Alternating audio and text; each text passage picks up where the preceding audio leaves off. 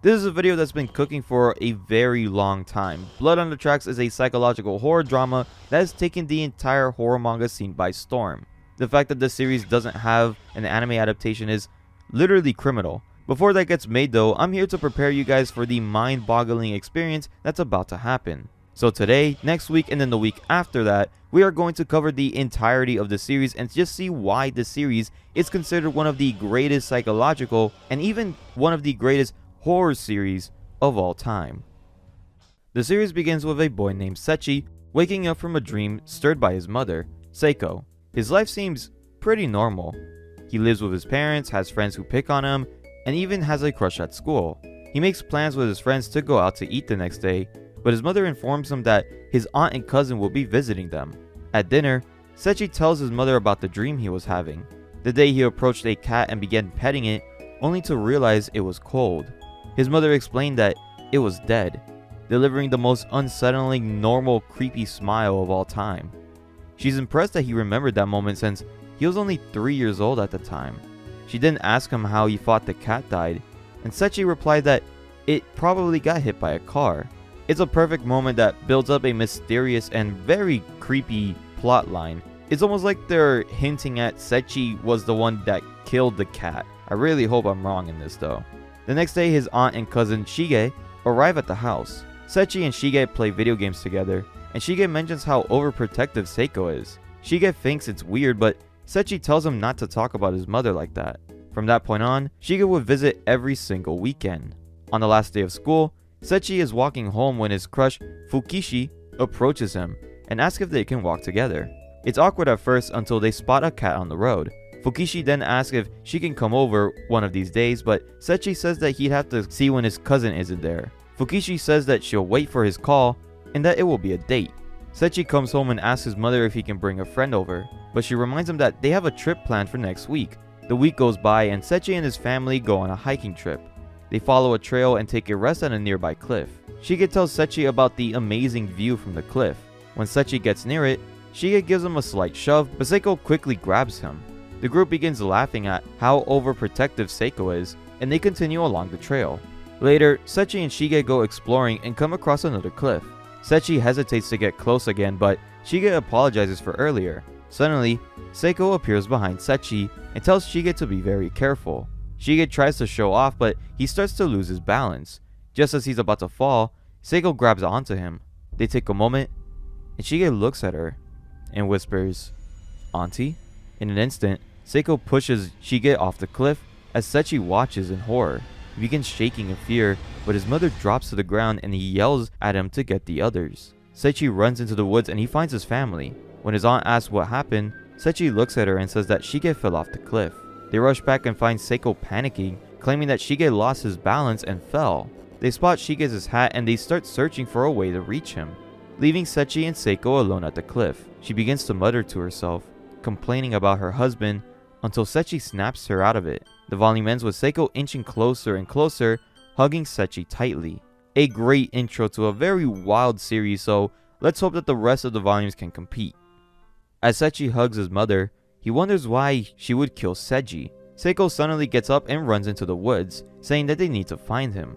As they search, they hear a faint voice calling out Shige's name. As they get closer to the source, they find Seiichi's aunt hovering over Shige's body. Shige is still alive. The aunt tells them to say something to him. Seiichi tries to speak, but once his mother steps closer, Shige's eyes lock with hers. However, Seiko is completely unfazed and calmly tells him that it will be over soon. Shige's father soon arrives with a rescue team and they airlift Shige away in a helicopter. As it takes off, Seiichi's mother cries out, "Help me." At the hospital, Shige makes it out of surgery, but the doctors inform the family that he's in a coma and will never regain full consciousness. As Shige's parents mourn the news, the police approach Seiko and Seiichi, asking if they were present during the incident. Seiko sticks to her story, saying that Shige lost his balance and fell. When Seiichi is asked if what she said was accurate, he looks at his mother and says, "Yes, it was just like mommy said." That night, as they're about to leave the hospital, Seiko apologizes to her sister-in-law. Surprisingly, Seiichi's aunt responds by saying that it's fine, and that it's actually her own fault. When they get home, Seiko acts like nothing happened. all while Seiichi is consumed by the guilt, suffering from nightmares and emotionally breaking down in his room. One day, he refused to go visit Shige at the hospital. Later that day, he gets a surprise visit from Fukishi, who asks if Shige is home. He lets her in, but he's quiet and emotionally distant, still haunted by the guilt. As she prepares to leave, she hands Seiichi a letter and tells him to read it after she's gone. Suddenly, Seiko barges into his room and is surprised to see a friend there. She introduces herself, but Fukishi quickly excuses herself and leaves the house. Seiko then asks Seiichi to hand over the letter. He hesitates, which causes Seiko to become slightly aggravated. Eventually, he gives it to her, and she reads it. She then sits next to him and shows him the letter. It says that Fukishi has liked Seiichi for a whole year and wants to be his girlfriend. Seiichi looks over and sees his mother crying. She pleads with him not to go through with it, says that she won't accept it, and insists that they should get rid of the letter. Seiichi opens his mouth to speak, but instead, he just cries into his mother's arms, saying, "Mommy, don't leave me." This moment reminds me of the psychological manipulation that we saw in Stephen King's It, particularly with the character of Eddie, whose overprotective mother convinces him that he's super sick, and from that it just turns him into a germaphobe. The volume ends with Seiko and Seiichi tearing up the letter together. They kiss, and then give each other an unsettling, uncomfortable smile. We now begin to see the psychological grip that Seiko has on Seiichi, the same kind of manipulation, but with a foundation of fear that people will only hurt you, and that he only needs his mother. Again, the same as Eddie from It. But let's see what happens in the next volume. Seiichi's father walks in and asks what's going on. Seiko laughs at him, saying she's not going to visit Shige, and that there's no point. She tells him that he doesn't understand her, or anything for that matter, including how she felt. She continues to laugh as Seiichi's father tries to calm her down, saying she's just in shock. He reassures her that it's not her fault.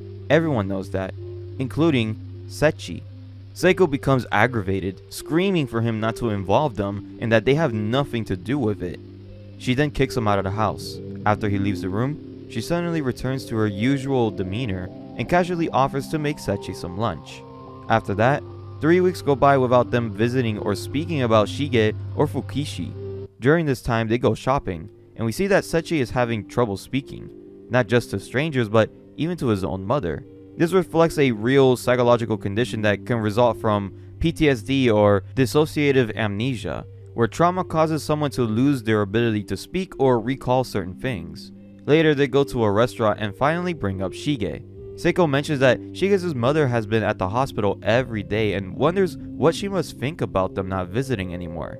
The next day, Seiichi returns to school, but he ignores everybody, his friends and even Fukishi.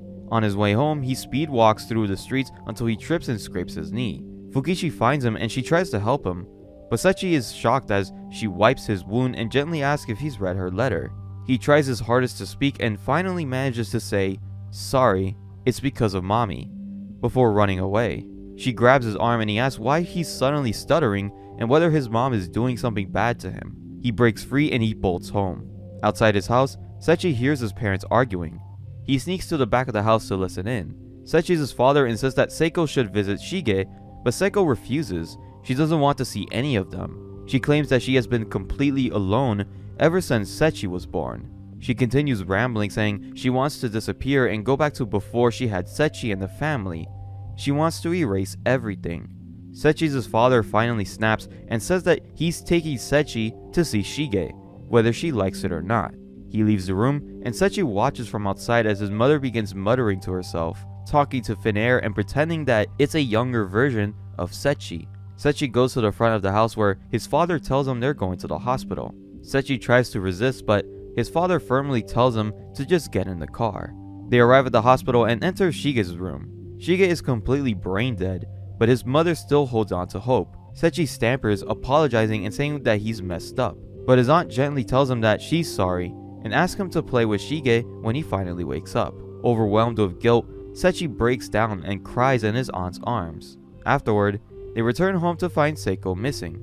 Seiichi's father heads out to go drinking with some coworkers, leaving Seiichi alone. That night, Seiichi begins wandering around the house when suddenly, Seiko barges in through the front door. She's panicked and frantic. She had been searching all over the neighborhood and even in the school for Seiichi.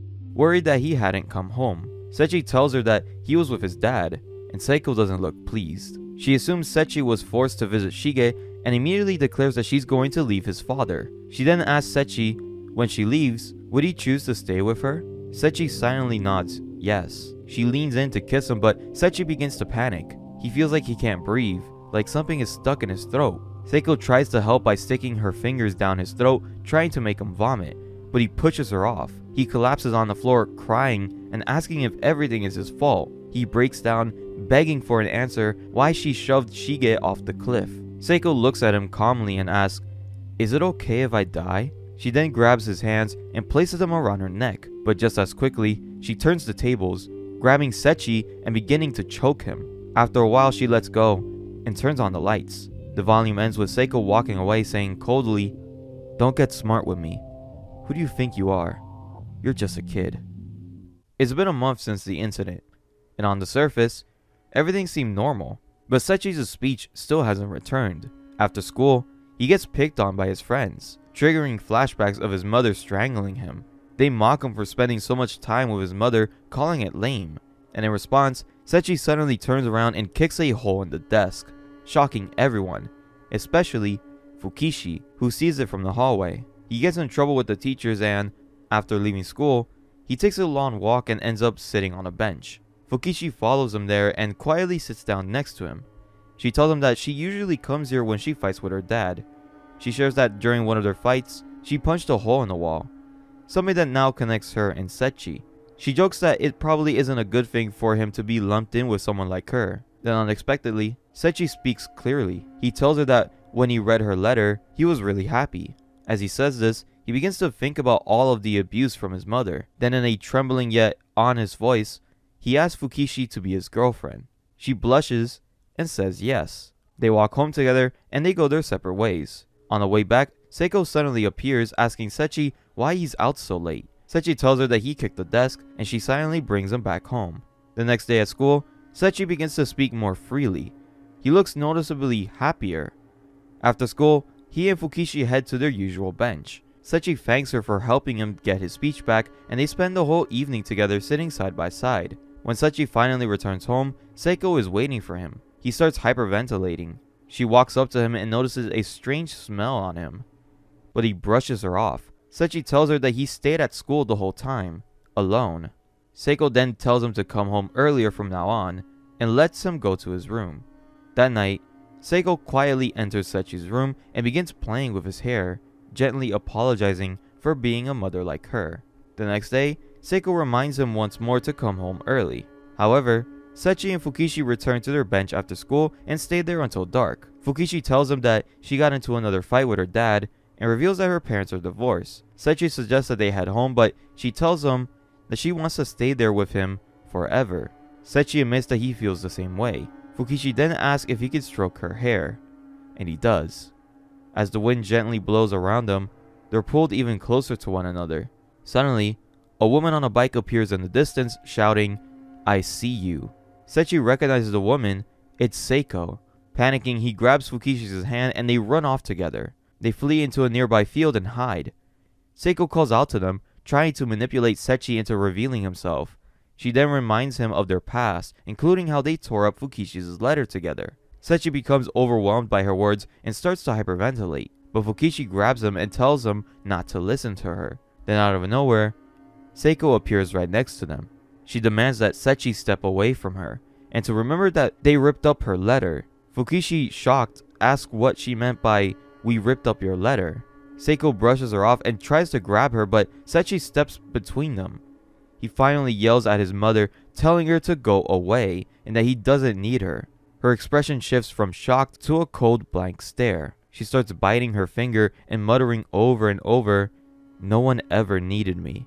She continues biting until she tears off her nail and gives them that terrifying twisted smile. The volume ends with Seiko silently walking away, and Fukishi desperately begging Seiichi to run away with her. Fukishi invites Seiichi to stay over at her house.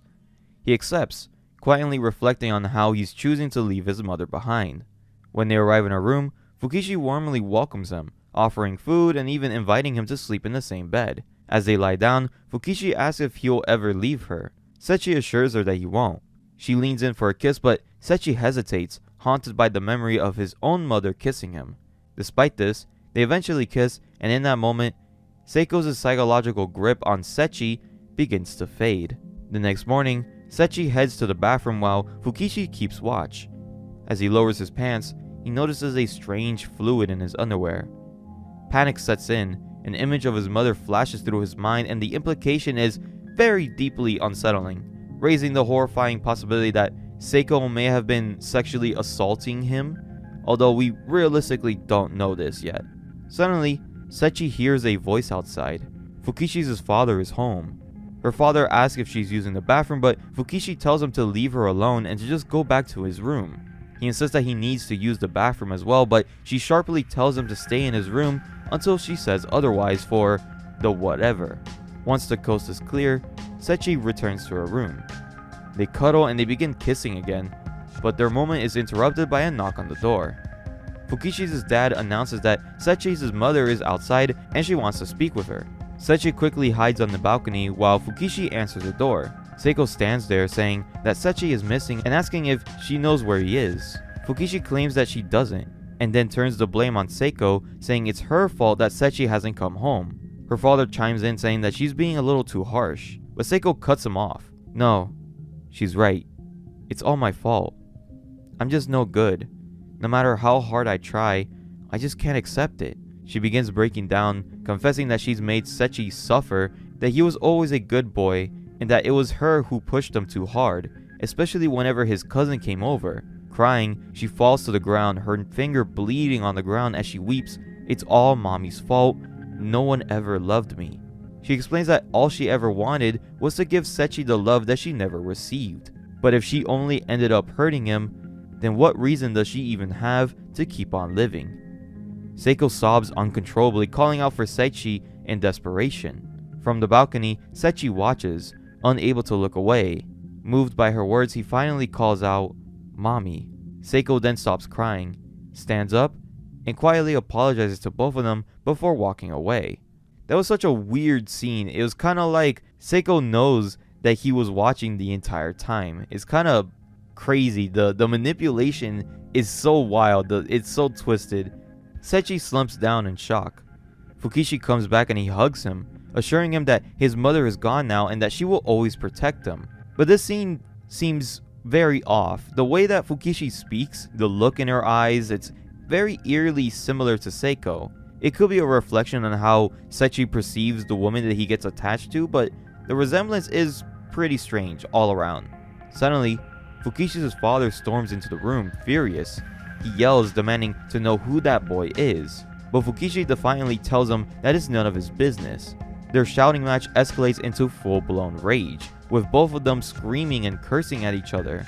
In the heat of the moment, Fukishi grabs her radio and hurls it at her father's head. She takes Seiichi by the hand and the two of them flee the house. They end up beneath a bridge in a dark tunnel, trying to warm each other up. Seiichi sits behind her as Fukishi begins to kiss him passionately.